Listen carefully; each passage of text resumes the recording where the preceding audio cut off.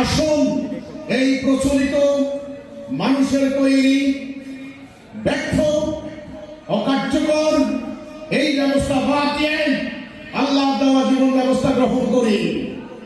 যদি আমরা আল্লাহ দেওয়া জীবন ব্যবস্থা গ্রহণ করতে পারি, আমরা দুনিয়াতে সেরা জাতি হিসেবে আবির্ভূত হব ইনশাআল্লাহ।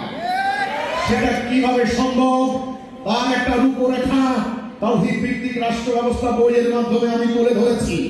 আমি সবাইকে শরীরবদ্ধ অনুরোধ করব, আপনারা পড়ুন, আপনারা এক্সামিন করুন, আপনারা ক্রস এক্সামিন করুন।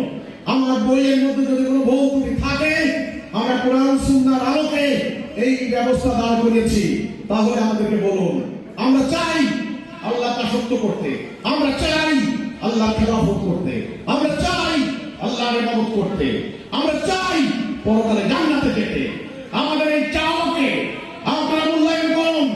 এটা আমাদের মানবাধিকার। যেই ব্যবস্থা আমরা মানতে চাই না, এই ব্যবস্থা চলমান ব্যবস্থায় আমাদেরকে শান্তি দিতে পারে না। জোর করে আমাদেরকে এই ব্যবস্থার মধ্যে ঢুকাবেন না, তাহলে মানুষের ভেতরে বিদ্রোহ জন্ম নেবে। এই জন্য এই ব্যবস্থা আমাদের শান্তি দিতে পারে না, দুর্বৃত্তায়ন বন্ধ করতে পারে না। আমরা এই ব্যবস্থা মানতে চাই না, আমরা এর পরিবর্তন চাই। এই পরিবর্তন চাওয়া আমাদের মানবাধিকার, আমাদের নৈতিক অধিকার, আমাদের ধর্মীয় অধিকার। আমরা শান্তিপূর্ণভাবে আমরা এটা ডিমান্ড করছি, আমরা অ্যাপিল করছি। আমাদের হাজার হাজার লক্ষ লক্ষ মানুষ, আমরা চাই আল্লাহর দেওয়া দিন, মানুষের তৈরি দিন আমরা চাই না।